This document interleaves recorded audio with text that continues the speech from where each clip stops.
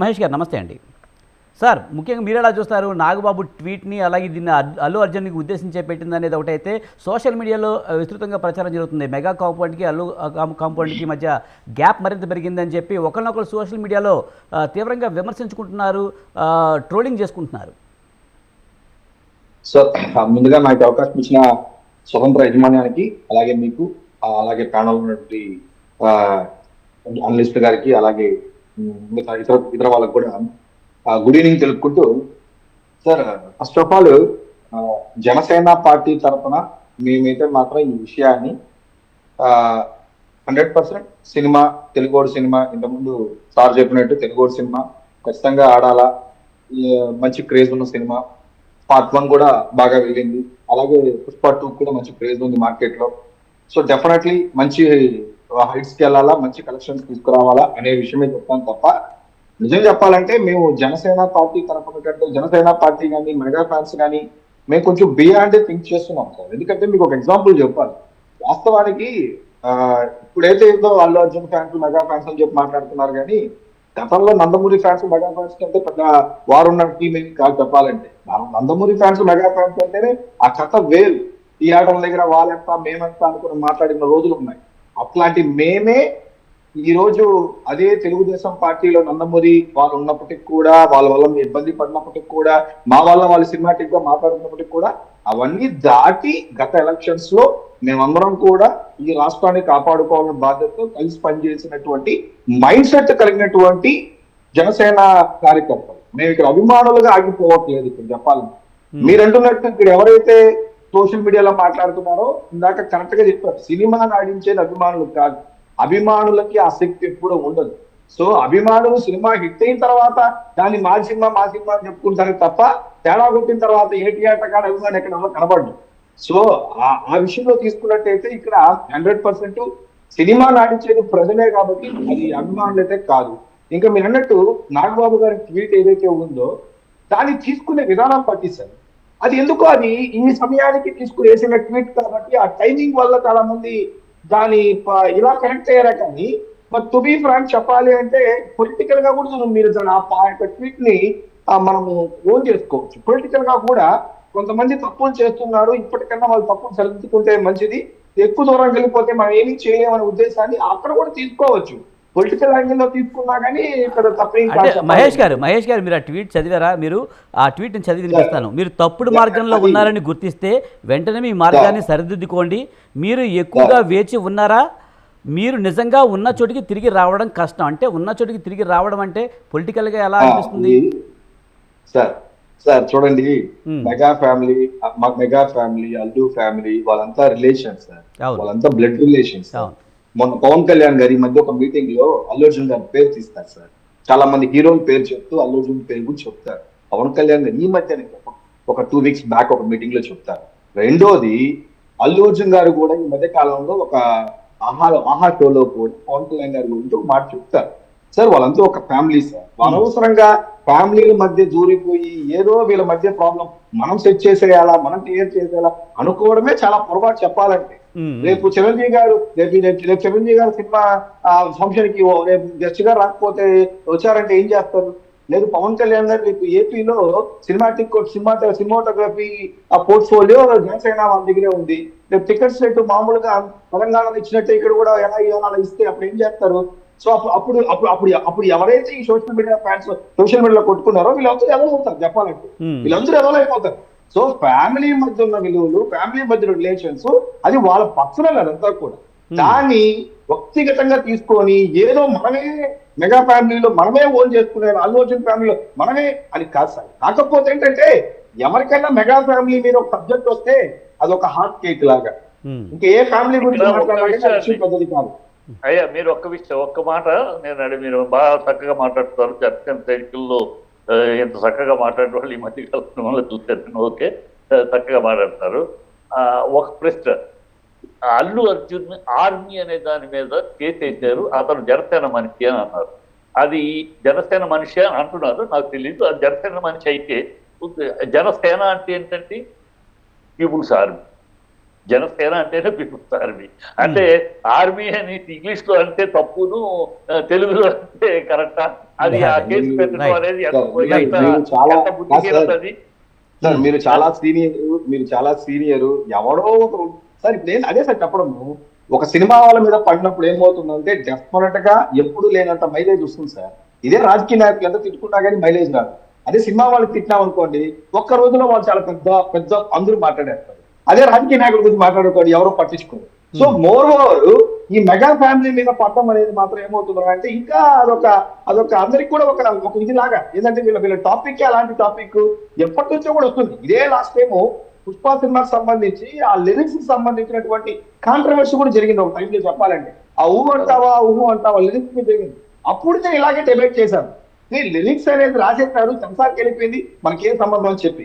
Sir చూడండి sir, ఇది ఎవరో ఇది చెప్పాలంటే ఈ మాక్సిమం సార్ సోషల్ మీడియాలో కూడా మీరు చూసినట్టయితే ఎవరైతే బిలో 16 years, బిలో 14 years, ఎవరైతే బిలో అంటే ఎవరు కూడా ఖండిస్తే బాగుంటుంది కదా. ఇంతకు ముందు చిట్టుబాబు గారు అదే చెప్తున్నారు. గతంలో జయా బచ్చన్కి, అమితాబ్ బచ్చన్కి ఒక కాంగ్రెస్ ఎంపీగా ఉన్నప్పుడు, అలాగే ఆయన గుజరాత్ వైబ్రెంట్కి దేనికో రమ్మంటే మోడీ వెళ్ళారు. అప్పుడు అడిగినప్పుడు అమితాబ్ బచ్చన్ స్పందించారు. అలాగే ఇప్పుడు అల్లు అర్జున్ లేకపోతే పవన్ కళ్యాణ్ లేకపోతే ఎవరో ఒకళ్ళు స్పందిస్తే బాగుంటుంది కదా అనేది చిట్టుబాబు గారు చెప్తున్నారు. దీనికి పవన్ కళ్యాణ్ గారు ఎందుకంటే ఆయన ఒక పార్టీ చీఫ్. ఓకే, ఈ రోజు ఆయనకున్న ఇష్యూస్ 100 ఉన్నాయి. అందులో ఇది చాలా పవన్ కళ్యాణ్ కాదండి, పవన్ కళ్యాణ్ కాదు స్పందించాల్సింది నాగబాబు. ఎందుకంటే నాగబాబే ఈ అన్ని రాజకీయ నాగబాబే ఆయనే స్పందించి క్లోజ్ చేయాలి, లేకపోతే ఇది పెరుగుతూ ఉంటుంది ఇలా. ఒక్క నిమిషం సార్. లాస్ట్ టైం ఎలక్షన్స్ లో మీరు అల్లు అర్జున్ గారు అక్కడికి వచ్చినప్పుడు నిజానికి చెప్పాలంటే అతను ఏమి నోరు తెరిచి కూడా వీళ్ళకి ఓటేయమని కూడా చెప్పలేదు. అతను అటెండ్ అయ్యాడు అంతే. ఎక్కడ కూడా అతను వీళ్ళకి ఓటేయని కూడా చెప్పలేదు. రెండోది, అదే రోజు పిఠాపురంలో అల్లు అర్జున్ వాళ్ళ మదర్, అల్లు అర్జున్ వాళ్ళ ఫాదర్ అల్లు అర్జున్ గారు కూడా అక్కడ ప్రచారం చేస్తున్నారు పిఠాపురంలో. సేమ్ డే ఆ రోజు ఈయన ఎక్కడ ఉన్నారు, వాళ్ళు అక్కడ ఉన్నారు చెప్పాలంటే. సో అంటే ఏంటంటే అంటే ఇట్స్ వెరీ క్లియర్. అట్లా చెప్పి అల్లు అరవింద్ గారిని పక్కన పెట్టిన దాఖలు ఏమీ లేదు కదా. మొన్న కూడా అల్లు అరవింద్ గారు ఫస్ట్ టైం పవన్ కళ్యాణ్ గారిని ఆ విజయవాడలో చిట్టుబాబు గారు ఆయన మాట్లాడినామండి కంప్లీట్ గా మాట్లాడినామండి. సో ఆ రోజు అది జరిగింది సార్. ఇంకోటి ఏంటంటే బట్ వన్ థింగ్ సార్, ఆ రోజు అల్లు అర్జున్ గారు ఏ నిర్ణయం అయితే తీసుకున్నారో అది ఎవరు కూడా దాన్ని ఊహించలేదు ఎవరు కూడా. ఎందుకంటే ఎంటైర్ సినిమా ఇండస్ట్రీలో ఉన్నటువంటి మెజారిటీ 90% గ్రూపు మొన్న ఎలక్షన్స్ లో వన్ సైడ్ పనిచేశారు ఈ కూటమి ప్రభుత్వాన్ని చెప్పాలంటే. అసలు దగ్గుపాటి వెంకటేశ్వర చాలా మంది, నేను చెప్పడం ఏంటంటే ఐ మీన్ ఈటీవీలో ఆర్టిస్టుల దగ్గర నుంచి చాలా మంది కూడా అంతెందుకు సార్, మన కృష్ణరాజు గారు వైపు భీమవరంలో పిఠాపురంలో ప్రచారం చేశారు పవన్ కళ్యాణ్ గారు.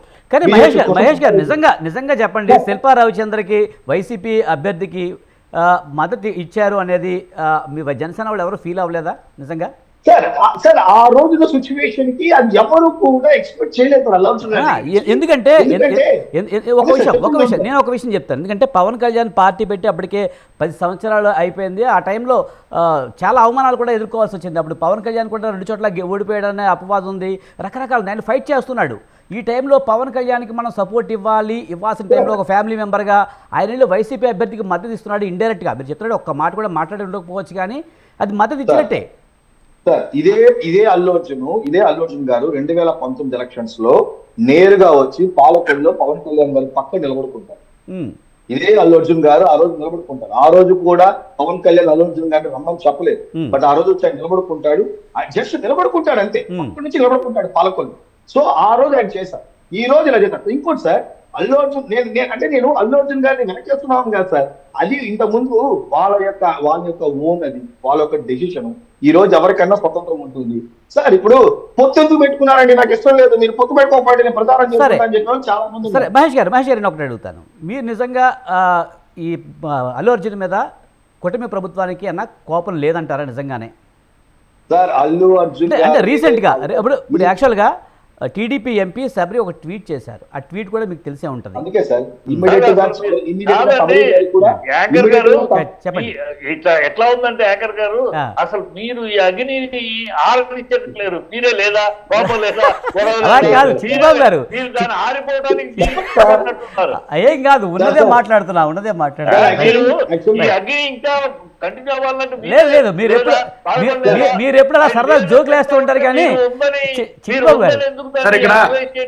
సార్ ఒక నిమిషం సార్, Right. ఇప్పుడు సార్ సబనీ గారి విషయం తీసుకున్నట్టయితే ఎందుకంటే డైరెక్ట్ ఎఫెక్ట్ అయినటువంటి క్యాండిడేట్ అక్కడ, ఎందుకంటే అక్కడ ఎంపీ సెగ్మెంట్ లో నంద్యాల ఆవరగూడ పోటీలో ఉన్నారు కాబట్టి అందరికంటే కూడా ఎక్కువ ఇంపాక్ట్, భయం, ఏమిరా ఇది తేడా కొడితే ఏమైంటుంది అనవసరంగానే అనే థ్రెట్ ఖచ్చితంగా అల్లు అర్జున్ గారు వచ్చి వెళ్ళిన తర్వాత డెఫినెట్లీ క్యాంపెయినింగ్ స్టార్ క్యాంపెయిన్ వచ్చినప్పుడు ఆ భయం అయితే ఆ టైంలో అనుభవించి ఉంటుంది. సో దాని పర్యావరణమే ఆమె ఒక ట్వీట్ రూపంలో పెట్టారు.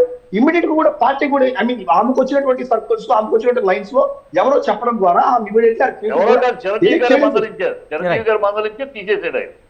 సార్ నేను ఎవరి గురించి చెప్తున్నాను సార్, ఎంపీ గారి గురించి చెప్తున్నాను. ఎంపీ సో ఇమీడియట్ గా ఆమె ట్వీట్ డిలీట్ చేయాలి. సో ఆ తర్వాత ఆ ట్వీట్ ఎక్కడ కూడా కనబడలేదు. అప్పటికే సోషల్ మీడియాలో ఎంత సర్క్యులేట్ కావాలో, ఎంత వాంచాలో అంత వాంచేశారు సార్. కాబట్టి ఆ రోజు ఉన్న సిచ్యువేషన్ లో అల్లు అర్జున్ గారి మీద చాలా మంది కోపంగానే ఉన్నారు. ఎవరు కూడా కోపంగా లేరని చెప్పట్లేదు. అభిమానులు అందరూ కూడా ఎక్స్పెక్ట్ చేయలేదు. ఎందుకంటే ఇంకోటి సార్, అది తీసుకుంటే రామ్ చరణ్ కూడా ఎక్కడ ప్రచారం చేయలేదు సార్. రామ్ చరణ్ కూడా ఎక్కడ రాలేదు కదా. మహేష్ గారు, ఒక ప్రచారం అయితే ఉంది, పుష్ప 2 టికెట్ రేట్ల విషయంలో ఆ ప్రభావం కనిపించబోతుంది. ఎందుకంటే తెలంగాణ ప్రభుత్వం ఇప్పటికే రేట్లు పెంచింది. ఇంకా కొత్త ప్రభుత్వం ఏ నిర్ణయం తీసుకోకపోవడానికి ఇది కక్ష సాధింపు చర్యలు అనేది ఒకటి ప్రచారం జరుగుతుంది. దానికి ఏమంటారు సార్? ఈ కూటమి ప్రభుత్వం ప్రజల ప్రభుత్వమే తప్ప సినిమా టికెట్ల కాడ ఆగిపోయే ప్రభుత్వం కాదు. దయచేసి చెప్తున్నాను చూడండి సార్, ఇందాక చెప్పినట్టు అల్లు అర్జున్ గారి మీద కోపంతో కూటమి ప్రభుత్వం, పవన్ కళ్యాణ్ గారు అంత అంత అంత తక్కువ స్థాయి ఆలోచించే వ్యక్తే కాదు సార్.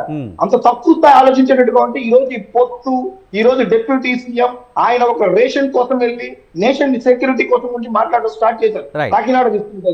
సో మేము సినిమాల కాడ ఆగిపోయి, థియేటర్ల కాడ ఆగిపోయి, టికెట్ల కాడ ఆగిపోయి దీనికోసం కొట్టుకునే. ఎందుకంటే మహేష్ గారు, ఇది నేను చెప్తున్న మాట కాదు, సాక్షాత్తు వైసీపీ నేతలే బయటకు వచ్చి అల్లు అర్జున్ మూవీని ఆపాలంటే మీ తరం కాదు అని చెప్పి వాళ్ళే పబ్లిక్ గా మాజీ మంత్రులే చెప్తున్నారు సార్. ఇప్పుడు చూడండి sir, very simple sir, Ambati Rambabu గారికి దీనికి ఏమి సంబంధం సార్? ఫస్ట్ బయట వచ్చి మాట్లాడింది అంబటి రాంబాబు గారు.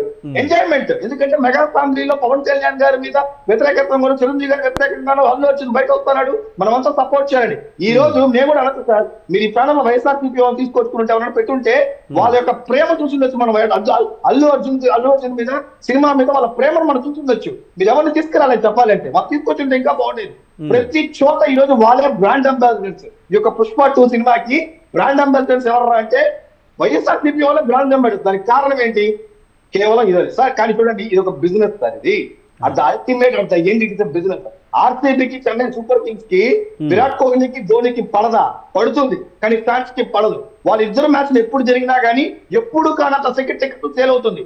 That's business. ఈ రోజు కూడా చెప్తున్నాను sir, mega family, Nandamuri family sir, 2 families లో ఆ టఫ్ కాంపిటీషన్, ఆ హెల్దీ కాంపిటీషన్ ఉండబట్టే ఇండస్ట్రీ డబ్బులు బాగా పోగవుతాయి. ఈ రోజు కూడా చెప్తాను, డెఫినెట్ గా మీరు కాదున్నారు కదా అని చెప్పి దీన్ని చూసే వాళ్ళు ఎక్కువ ఉంటారు. అది జనరల్ ఎవరికి బిజినెస్? డెఫినెట్లీ ప్రొడ్యూసర్ కి మంచి business. It's a common logic sir. ఉన్నదాన్ని వాడుకోవడంలో ఇండస్ట్రీ వాళ్ళు ఏ చిన్న క్లూ కూడా, ఏ చిన్న అవకాశం